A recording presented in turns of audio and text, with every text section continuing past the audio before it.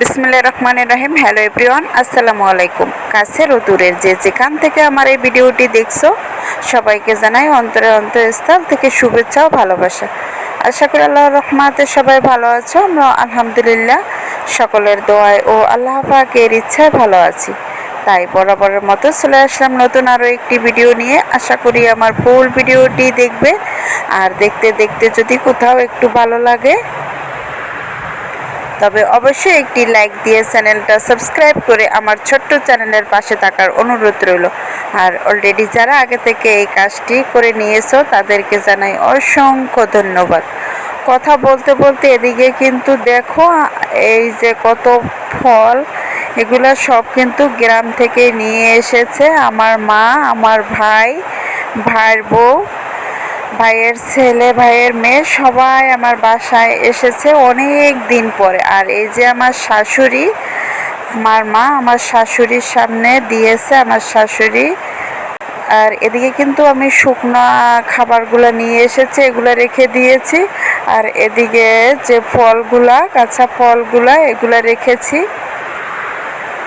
আর দেখো আমার ছোট ভাইয়ের বউ কিন্তু এসে আর বসে থাকলো না। আমি কিন্তু তাকে আমার থ্রি পিসটা বানানোর জন্য মেশিনে বসিয়ে দিয়েছি। তার পরের দিনের ভিডিও এটা, কিন্তু পরের দিন আমরা পিঠা বানাচ্ছি। এই পিঠাগুলোর নাম হচ্ছে পাকন পিঠা। আমার ছোট ভাই পিঠাটা খুবই পছন্দ করে, তাই ও বাহিরে চলে যাবে কালকে।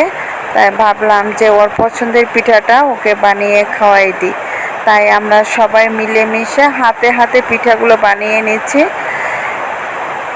পিঠাগুলো খেতে কিন্তু খুব মজা হয়েছে। পিঠাগুলোর রেসিপি আমার চ্যানেলে দেওয়া আছে, তোমরা যদি দেখতে চাও তাহলে দেখে নিতে পারো।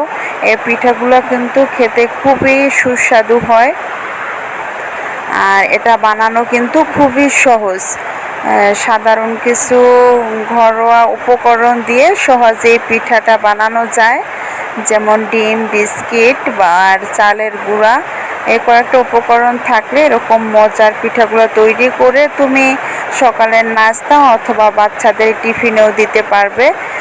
আর তুমি এগুলো কিন্তু প্রায় 10 থেকে 15 দিনের মতো ঘরে সংরক্ষণ করে রাখতে পারবে। এতে করে কিচ্ছু হবে না, তারও বেশি হয়তো রাখা যেতে পারে। আমি এতদিন রাখিনি বলতে পারি না, তারপরও ধরো 10 দিনের মতো আমি রাখছি, তাই আমি বলতে পারলাম যে 10 দিন 15 দিনের মতো রাখা যায়, কোনো সমস্যা হয় না। হয়তো এর বেশি রাখা যায়, যেহেতু এটা তেলে ভাজা তাই একেবারে সুন্দর থাকে, কোনো নষ্ট হওয়ার সম্ভাবনা নাই। এই যে এদিকে কিন্তু পিঠা বানানো শেষ হয় না, আর এদিকে কিন্তু আমি পিঠাগুলা নিয়ে ভেজে নিয়ে এসেছি, সবাইকে দিলাম হাতে হাতে। সবাই নিয়ে খেয়ে দেখে পিঠাটা কেমন হয়েছে, আর সবাই বলতে আছে আসলে খুব মজা হয়েছে। যাই হোক, পরের দিন সকালবেলা কিন্তু আমার ভাই রওনা দিয়ে যাবে। তোমরা সবাই ওর জন্য দোয়া করবে। ও সৌদি রওনা দিয়ে অলরেডি চলে গেছে। ভিডিওটা কিন্তু অনেক দিনের করা, ভিডিওটা আপলোড দিব দেওয়া হয় না, বিশেষ করে ভয়েসটা দেওয়া হয় না, তার কারণে ভিডিওটা আপলোড দিতে পারি না। এটা হচ্ছে আমার ভাইয়ের ছোট ছেলে, আর এ হচ্ছে আমার মা, হচ্ছে ভাইয়ের বউ, ছোট ভাইয়ের বউ, আর ওই যে আমার শাশুড়ির পাশে দাঁড়ানো, এদিকে আমার বড় ভাইয়ের ছেলে। আমরা কিন্তু এয়ারপোর্টে চলে এসেছি। এয়ারপোর্টে এসে আমরা তোমাদের সাথে কিছু ভিডিও শেয়ার করলাম। তাছাড়া বাহিরে তেমন একটা ভিডিও আমার করা হয় না, অভ্যস্ত নাই, তাই বেশি সুন্দর করে একটা ভিডিওটা আমি করতে পারি নাই।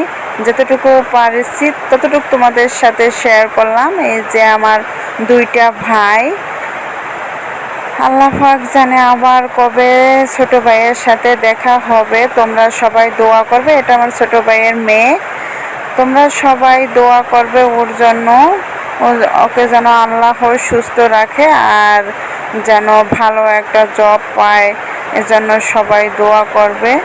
আর ফিরে এসে যেন মা বাবার আত্মীয় স্বজনের সবার মুখ দেখতে পায়, আল্লাহ যেন সুস্থ রাখে। আর সেই সাথে সকল আমার পরিবারে যারা আছে সবাইকে যেন সুস্থ রাখে। ভিডিওটি দেখতে দেখতে যারা এ পর্যন্ত এসেছে তারা যদি এখনো একটি লাইক দিতে ভুলে গিয়ে থাকো, প্লিজ এখনই একটা লাইক দিয়ে দাও। আর কথা বলতে বলতে আমি ভিডিও শেষ পর্যায়ে চলে এসেছি। চলে আসবো আবার কোনো নতুন ভিডিও নিয়ে। সে পর্যন্ত সবাই ভালো থাকবে, সুস্থ থাকবে। আল্লাহ হাফেজ। আসসালামু আলাইকুম।